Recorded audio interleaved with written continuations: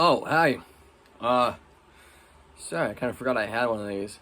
So you guys want to know how to build Alastor in D&D? For this, I'm not going to go level by level, but era by era. Radio host serial killer, the Radio Demon of Hell, and then the current era, where he's at right now as of Season 2's finale. Let's begin. In life, Alastor was a cruel man living in Louisiana during the 1930s. He overcame much great hardship to become the host of his own radio show, and in his spare time, he murdered people. Now, in an actual D&D campaign, all this stuff would be backstory prior to his death. But if we were to actually build human Alastor, which I'm going to do, he would more than likely be a level 5 College of Whispers bard. He uses manipulation and his charisma to allow himself to gain power. And, of course, he does have some magics. I mean, he is able to perform a ritual that allows him to commune with spirits in the afterlife. And it's hinted at that he still has at least some of his shadow powers when he was alive. We see that his shadow at least seems to take on a personality when the soul deal is made with Rosie.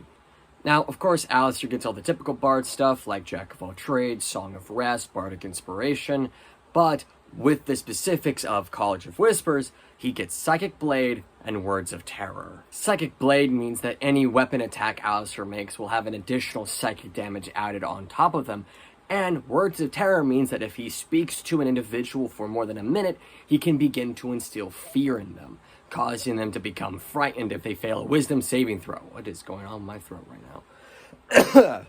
Now, of course, as a bard, Alastor has spells. Which spells are important? Well, to keep in line with the character, I'd say Unseen Servant, Mage Hand, and Borrowed Knowledge. Unseen Servant and Mage Hand can act as Alastor's shadow, and Borrowed Knowledge makes sense because the main thing we see human Alastor do is call upon the souls of the afterlife for power. Other spells which you could add would be Fast Friends, Cause Fear, Bestow Curse, Suggestion, Charm Person, Silvery Barbs, but those are not as important as Unseen Servant and Mage Hand. Now, since we're very early on, let's talk about stats. Alastor is human at this level. After he dies, he can become Human Revenant. As for his stats, the big important one is Charisma. That is the number one. All of Alastor's abilities rely on his ability to be charismatic. Following that, I'd probably say Dexterity. Alastor is very fast in combat. Next up would be Intelligence. Alastor figures out things fairly quickly. Constitution next. He can take some heavy hits that would kill most sinners. Wisdom after that. I wouldn't say he is the most wise. He does do a lot of things that are cocky, but he is able to outwill most individuals in hell. And finally, Strength. It's not relevant to this build at all, and we have ways around it later on. Now we move on to the Radio Demon era, and that is where the fun begins.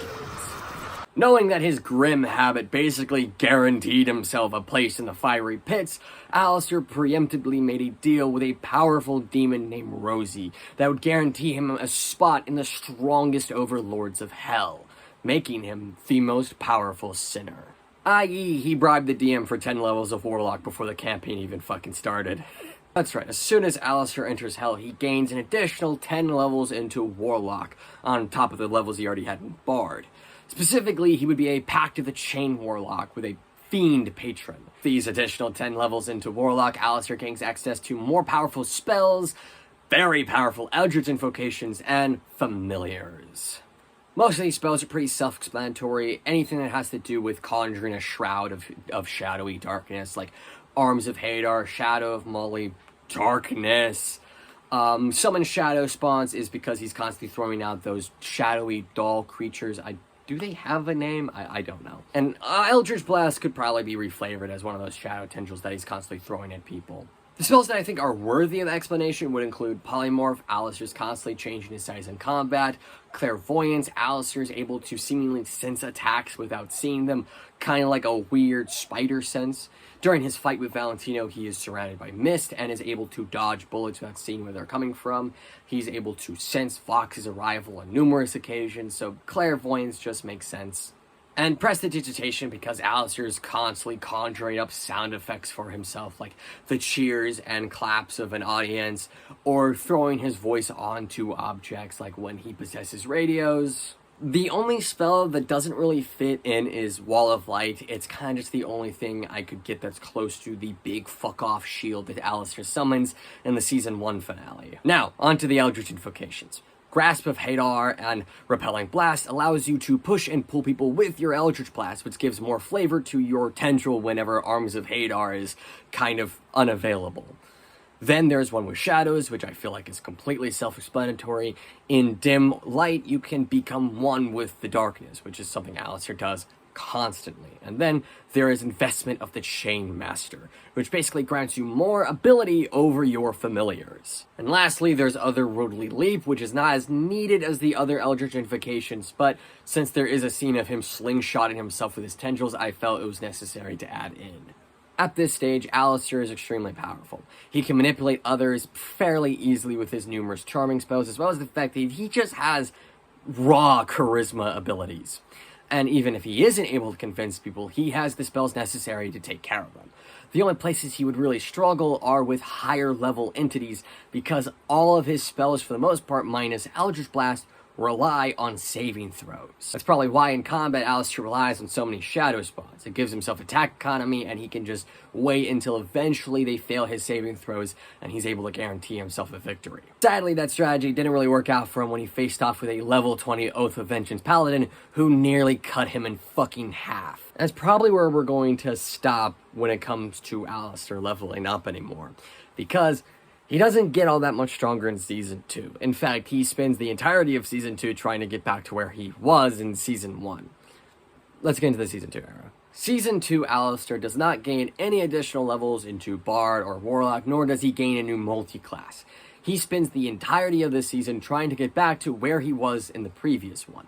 Not that he lost any levels in Warlock or Bard, just simply that he was put in a condition where those spells were not as easy to access. How I flavor Season 2 Alastor from the D&D perspective is the pain from Adam's attack kept him from getting any rest, which means he was not able to get his HP back up or get any of his spell slots back that he wasted in that final battle. Additionally, his spellcasting focus is broken, which means spells that require material components are kind of out of his reach for the most part. He does attempt to hastily repair his staff, but it is still clearly not nearly as effective. If I had to guess, his DM is making him roll Arcana checks to keep up his spells, and he's probably failing most of them, because his exhaustion is giving him disadvantage. That's why during his big climactic battle with the V's halfway through the season, he is casting more cantrip spells, less shadow spawns, and relying very heavily on Eldritch Invocations. There's a reason why he went one with Shadows instead of Misty Step. Luckily, his time spent as Vox's prisoner gave him the excuse to long rest, getting back those spell slots, upping that HP, and undoing those exhaustion points so that he is in prime condition, or as close as he can get with a broken spell casting focus, in his battle with Vox in the finale. Now, I've seen some people question how Alastor can still have all of his abilities and take on Vox despite breaking his deal with Rosie, and if we are looking at this as the perspective of Alastor being a Warlock, there is an explanation for that. Warlocks don't lose anything by going against their patron. Sure, you can't advance in the class any further or learn any new spells, but Alastor still has all of his Warlock levels, Eldritch Invocations, and spells when facing off with Vox in the finale. Luckily for Alastor, his master plan works out and he's able to maneuver Rosie into a situation where she has to fix his spellcasting focus. Now, whether or not she's still his patron going forward remains to be seen. If I had to guess, probably not, and that's why his attention is now on Lucifer. And that is where Alastor is at as of right now in Hazbin Hotel. I'm not going up to level 20 because it's not really necessary for this build, and Alastor clearly has more power to gain as the show goes on. I really like this build. I think it excels at both roleplay and combat. Just be careful with that spell focus of yours when facing off with stronger opponents. Not everyone's going to fail your spell saves.